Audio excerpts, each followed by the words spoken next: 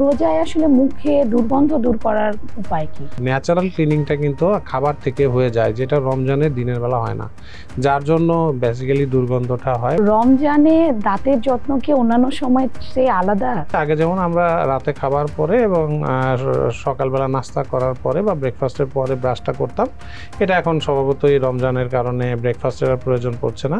So এটা আমাদের ইফতারের পরে চলে যাবে সকালের ব্রাশটা, এবং রাতের যে ব্রাশটা সেটা সাহারির পরে চলে যাবে।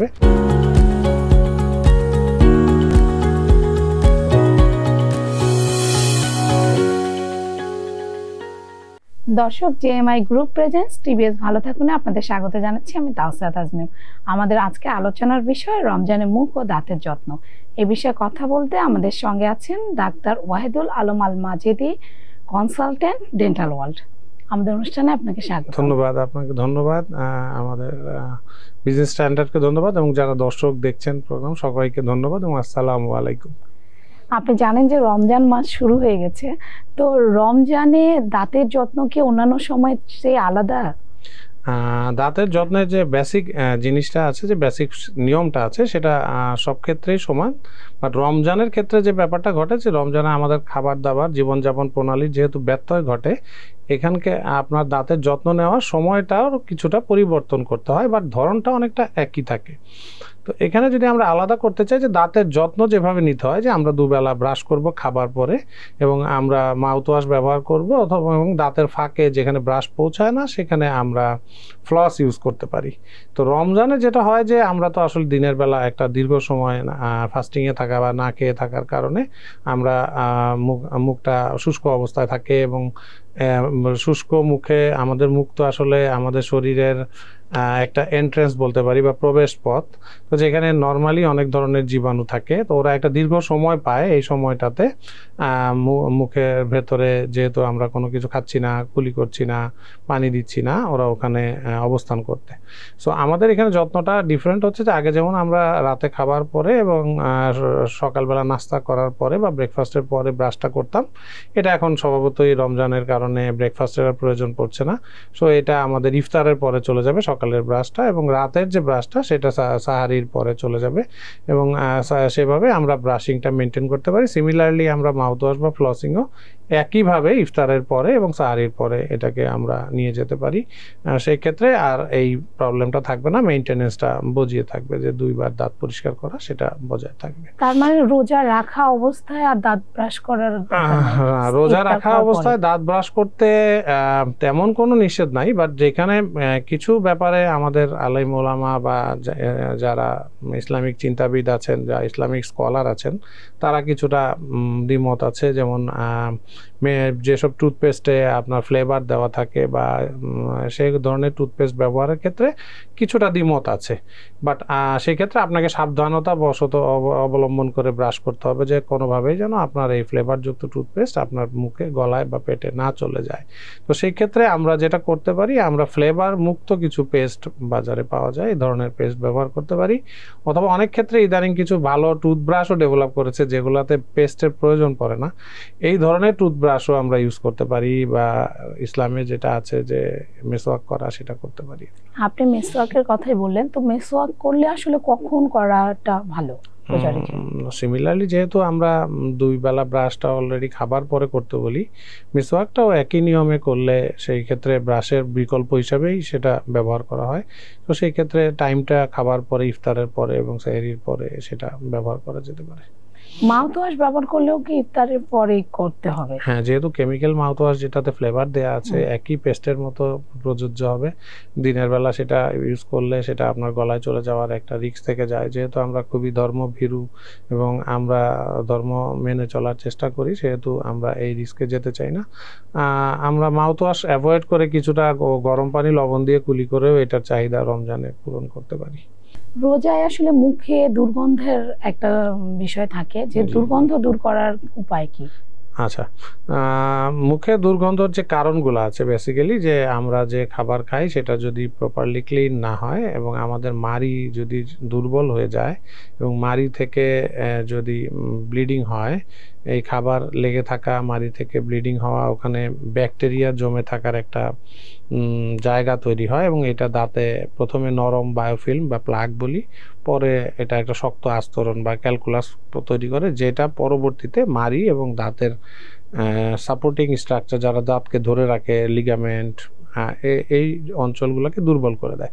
তো দুর্বল করে দিলে ওখান থেকে ব্লিডিং, ব্যাকটেরিয়া জমে থাকার কারণে ওখানে এক ধরনের অ্যাসিড ফর্মেশন হয়, দাঁত ক্ষয় হয় এবং খাবার জমে থাকার কারণে মুখে দুর্গন্ধ হয়।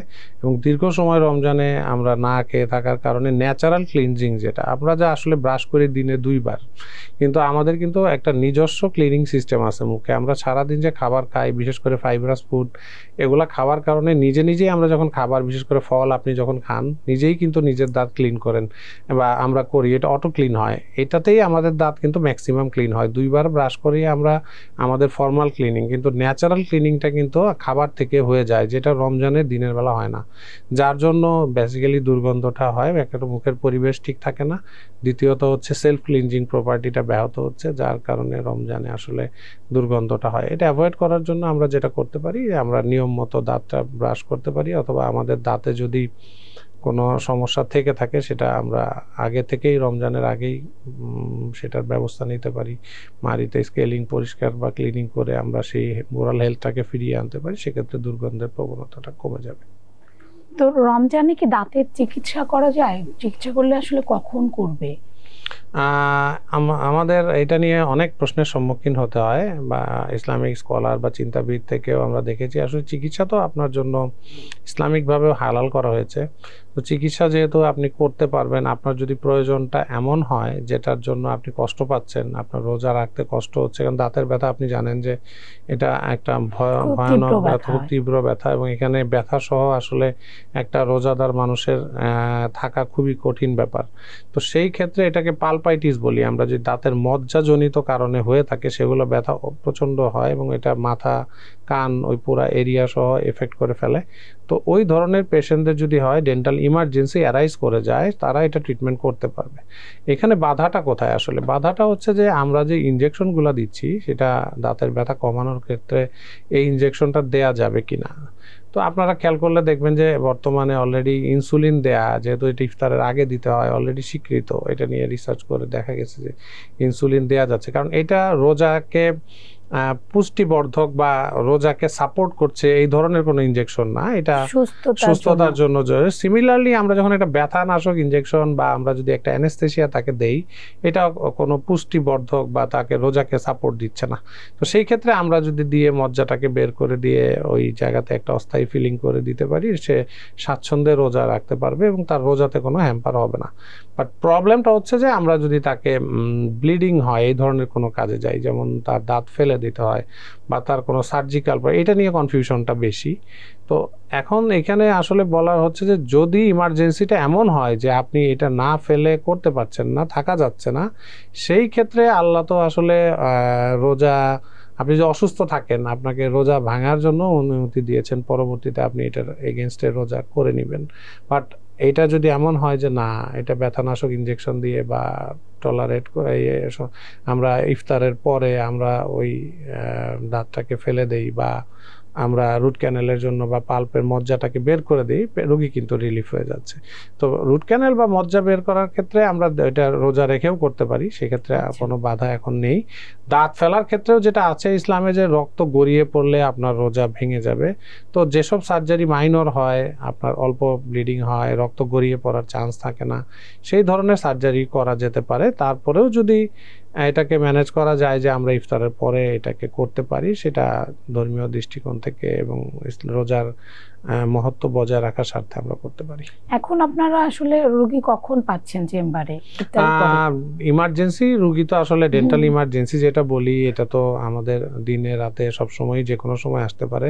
সেটার জন্য আমাদের আসলে 2 বেলাই ক্লিনিক করতে হচ্ছে বা আরও চেম্বার খোলা রাখতে হচ্ছে ইমার্জেন্সি সার্ভিসটার জন্য। আর যে সার্ভিসগুলো আসলে ইফতারের পরে দেয়া সম্ভব, এখানে একটা তারাবির নামাজের ইস্যু আছে। তো আমরা আসলে চেষ্টা করছি যে ইফতারের পরে 1 থেকে 1.5 ঘন্টা, নামাজের আগের যে সময়টা এবং তারাবির পরে 1 থেকে 1.5 ঘন্টা আমরা রুগীদেরকে সেবা দিচ্ছি। এছাড়াও যেসব রুগী বা বাচ্চা রুগী যারা দিনের বেলায় আসতে পারছেন বা যেসব ট্রিটমেন্টে তার রোজায় সমস্যা হচ্ছে না, এবং ডেন্টাল ইমার্জেন্সি সেগুলো আমরা দিনের বেলা এবং রাতে 2 সময় দিচ্ছি। আচ্ছা, আপনি জানেন যে অনেকের মাড়ি থেকে রক্ত পড়ে, জি। রোজায় এই সমস্যায় আসলে কি করবে? আচ্ছা, আমরা আসলে আমাদের দেশে এখন তো আমরা ডে বাই ডে উন্নত চিকিৎসার দিকে যাচ্ছি।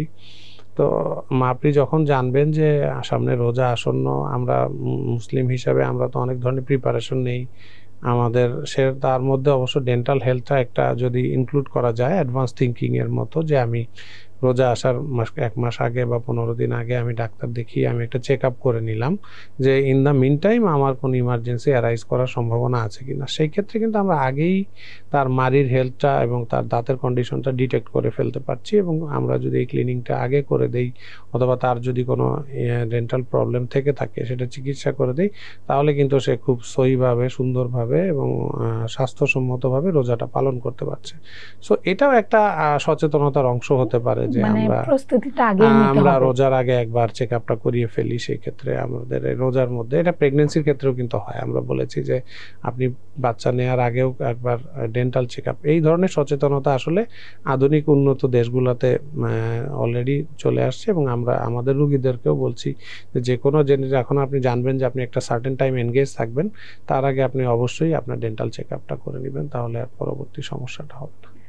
যদি রোজার মধ্যে দাঁতের মাড়ি থেকে রক্ত পড়ে তখন কি ট্রিটমেন্ট করলে? জি জি, এটা ঠিক সেই ক্ষেত্রে হয়ে যাবে? আমাদের ওই যে অপশন যেটা বললাম, যে যদি আমরা চাই যে ইফতার, যেহেতু এটা ইমার্জেন্সি না, এটা আপনি চাইলে ইফতারের পরে করে ফেলতে পারেন, ডেন্টাল ক্লিনিংটা করে ফেলতে পারেন। যদি অন্য কারণে হয়, আপনার কোনো সিস্টেমিক ডিজিজের কারণেও কিন্তু আপনার ব্লাডে মাড়িতে আসতে পারে, সেই ক্ষেত্রে কনসার্ন ডাক্তারকে অবশ্যই ডেন্টাল সার্জন রেফার করে দিবেন, এবং সেখানে প্রয়োজনীয় চিকিৎসা আপনাকে নিতে হবে, এবং সেটা ছাড়া এটা আসলে বন্ধ করা যাবে না। এছাড়া আপনার হাইজিন মেনটেন, আপনার যে ইনস্ট্রাকশন থাকবে সেটা ফলো করলে দাঁতের মাড়িতে রক্ত পড়া বন্ধ হয়ে যাবে। ইফতার আর সেহরিতে কি ধরনের খাবার খেলে দাঁতের জি জন্য ভালো জি, হবে? আমাদের দেশে আসলে আমরা তো ছোটবেলা থেকে দেখে এসেছি, রমজান আসলে অতিরিক্ত ভাজা পোড়া খাওয়ার একটা টেন্ডেন্সি এটা সবার মধ্যে চলে আসে।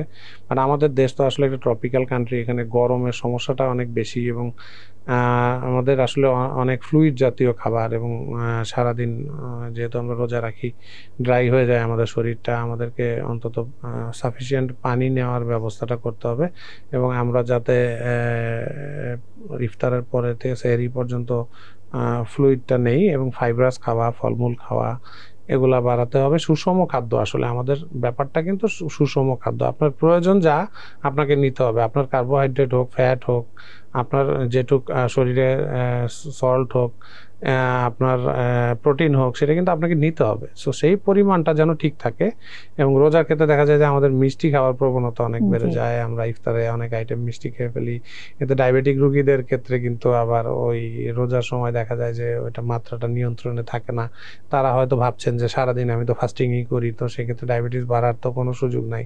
বাট ইফতারের পরের খাবারটা যদি অনেক বেশি সুগার কন্টেনিং হয়ে যায়, সেই ক্ষেত্রে কিন্তু ওনার অজান্তেই এটা অনেক বেড়ে থাকতে পারে, এবং এইটা বাড়লে কিন্তু মুখের ড্রাইনেসটা বেড়ে যাবে, এবং মুখের দুর্গন্ধ এবং আদার্স থিংস কিন্তু এটার সাথে আবার রিলেটেড চলে আসবে। সো এই জন্য পুরা জিনিসটাতেই আপনাকে খেয়াল রাখতে হবে যে সুষম খাবার নিতে হবে, এবং সেটা প্রচুর ফ্লুইড এবং ফাইব্রাস জাতীয় হলে আপনার দাঁত, মাড়ি এবং শরীরের জন্য সেটা ভালো হবে। ভাজা খাওয়া বা আমাদের যে টেন্ডেন্সিটা যতটা কমিয়ে আনা যায়, এটা দাঁতের জন্য অবশ্যই ভালো। মানে স্বাস্থ্যকর খাবার জি খেতে জি, হবে। সুষম এবং স্বাস্থ্যকর। আপনি বললেন যে পানির বিষয়টা, এই পানির সঙ্গে কি দাঁতের কোনো সম্পর্ক আছে? যে পর্যাপ্ত ড্রাই পানি? মাউথ একটা শব্দ আছে আমাদের। ড্রাই মাউথ হচ্ছে মুখের শুষ্কতা। এটা নর্মালি এক ধরনের রোগী আছে যাদের মুখ ড্রাই হয়ে যায়, বিশেষ করে ডায়াবেটিক রোগীদের মুখে অনেকটা ড্রাই হয়ে যায়। সো রোজার সময় কিন্তু দেখবেন যে সবার মুখই কম বেশি ড্রাই হয়ে যায়। তো ড্রাই হয়ে গেলে ড্রাই মাউথে কিন্তু ব্যাকটেরিয়াদের জন্য, যেহেতু ওয়াশ আউট হচ্ছে না, ওদের জন্য অ্যাসিড ফর্মেশনের জন্য খুব সুন্দর একটা এনভায়রনমেন্ট। সো আপনি যদি সারাদিন পানির মাত্রা কম খান, রোজার সারাদিন যেহেতু খাচ্ছেন না, রাতেও আপনি ঠিক মতো না খান, শুষ্কতাটা কিন্তু বজিয়ে থাকবে আপনার শরীরে, এবং এটা আপনার এই ড্রাই মাউথকে আরও বেশি পরবর্তীতে এটাকে বাড়িয়ে দিবে, এবং এর ফলে আপনার ডেন্টাল ক্যারিজ সহ মুখের অন্যান্য রোগ, দুর্গন্ধ বলেন, বাকি সব রোগগুলা কিন্তু আস্তে আস্তে বেড়ে যাবে। এই জন্য পানি আপনাকে খেতে হবে, এটা দাঁতের জন্য খেতে হবে, আপনার হজম সিস্টেমের জন্য, আপনার ডাইজেশনের জন্য খেতে হবে, আপনার স্কিনের জন্য খেতে হবে, আদারওয়াইজ আপনার স্কিনও ড্রাই হয়ে যাবে এটা থেকে। রমজানের পরে বা রমজানে কি দাঁতের সমস্যা বেড়ে যায় কোনো কারণে? রমজানের সাথে আসলে দাঁতের সমস্যা বাড়ার তেমন সম্পর্ক নাই, বাট আমরা যদি কেয়ারলেস থাকি, প্রপারলি মেনটেন না করি, যেহেতু 1 মাস আমরা ফাস্টিংয়ে ছিলাম, প্রপারলি দাঁত যদি ক্লিন না করি, সেই ক্ষেত্রে বেড়ে যেতে পারে। আর সুগার কন্টেনিং খাওয়া বেশি খাচ্ছেন, সাথে ক্লিন করছেন না, সো সেই রকম যদি একটা কম্বিনেশন তৈরি হয়ে যায়, সেই ক্ষেত্রে বেড়ে যেতে পারে। বাট স্বাভাবিক মেনটেনেন্সে থাকলে রমজানের জন্য দাঁতের সমস্যা যে খুব একটা বাড়বে ব্যাপারটা সেরকম না। না, সেটাই বলছিলাম যে রমজানে তো মিষ্টি জাতীয় খাবার অনেক বেশি খাওয়া হয়, কিন্তু সবসময় দাঁত পরিষ্কার করা হয় না, মুখ পরিষ্কার করা হয় না, কারণে একটা ঝুঁকি থাকে। এই জন্য ইফতারের পরে ব্রাশটা এবং মাউথওয়াশটা আপনার জন্য জরুরি, এবং ফ্লসিংটা জরুরি, এটা আপনাকে করতেই হবে। এবং সেহরির পরে এই 2টা জায়গাতে আপনাকে আসলে ফোকাস থাকতে হবে, আদারওয়াইজ আপনি এটা মেনটেন করতে পারবেন। আর যে কোনো রোগীরা বা দর্শকদেরও সেই বিষয়ে সচেতন থাকতে হবে যে এই 2টা টাইমে আপনাকে প্রপারলি দাঁত ক্লিন করতে হবে। এক হচ্ছে ব্রাশ, সবাই ব্রাশ করেই মনে করে এনাফ, আসলে ফাইব্রাস মাংস জাতীয় খাওয়াও বেশি হয় রোজার সময়, তো সেক্ষেত্রে আপনার দাঁতের ফাঁকে এগুলো জমে থাকতে পারে। তো ফ্লসিংটা জরুরি, এক ধরনের সুতা, মেডিকেটেড সুতা, দাঁতের ফাঁকটা পরিষ্কার করার জন্য। আর তারপরেও যেসব সারফেসে আসলে ব্রাশ এবং ফ্লস যাচ্ছে না, তার জন্য কেমিক্যাল ক্লিনিং মাউথওয়াশ রাতের বেলা তো ইউজ করা যেতেই পারে, সেক্ষেত্রে এই প্রবলেমটা নেই। আমরা একেবারেই শেষ পর্যায়ে চলে আসছি, আপনি আমাদের দর্শকদের উদ্দেশ্যে কিছু বলবেন? জি, দর্শকদের উদ্দেশ্যে বলা, আসলে রমজান আমাদের জন্য একটা বিশেষ আশীর্বাদ, বরকতময় মাস। তো রমজানকে আমরা যদি প্রপারলি রমজানের সিয়াম সাধনা পালনকে কোনো রকম বাধাগ্রস্ত করতে না চাই, তাহলে আমরা আগে থেকেই সচেতন হয়ে এটা একটা প্রিপারেটরি সিস্টেমের মধ্যে যদি নিয়ে আসি, পূর্ব সচেতনতামূলক অংশ হিসাবে আগেই আমরা দাঁতের সমস্যাগুলো সলভ করে ফেলি, এইটা হচ্ছে আসলে বেস্ট সলিউশন। সেইটা যদি আমরা করতে না পারি, রমজানে যদি আমরা আসলে সমস্যায় পড়েই যাই, সেই ক্ষেত্রে ডাক্তারদের কাছে যেতে ট্রিটমেন্টে আসলে বিজ্ঞানসম্মতভাবে এবং ইসলামিক স্কলারদের ওপিনিয়নে তেমন কোনো সমস্যা নাই। তারপরেও যদি সে দাঁত ফেলার ক্ষেত্রে বা রক্তপাতযুক্ত চিকিৎসার ক্ষেত্রে আপনাদের মানসিক একটা জায়গা থেকে আপনারা ইফতারের পরে সেটা করতে পারেন, সেই ক্ষেত্রে আর কোনো ধরনের সমস্যা থাকবে না। তো আমরা এগুলো মেনে চললে আমরা সুস্থ থাকবো এবং সুস্থভাবে ইবাদত বন্দেগী করে রমজান পালন করতে পারবো, এই আশা ব্যক্ত করছি। আশা করি ভালো থাকবেন। বিজনেস স্ট্যান্ডার্ডকে ধন্যবাদ, আপনাকে অসংখ্য ধন্যবাদ, এবং আমাদের দর্শক যারা প্রোগ্রামটা দেখছেন সবাইকে ধন্যবাদ, এবং আসসালামু আলাইকুম। আমাদের সঙ্গে থাকার জন্য আপনাকে ধন্যবাদ। ধন্যবাদ। এই ছিল জেএমআই গ্রুপ প্রেজেন্টস টিবিএস ভালো থাকুন। আমাদের সঙ্গে থাকার জন্য ধন্যবাদ।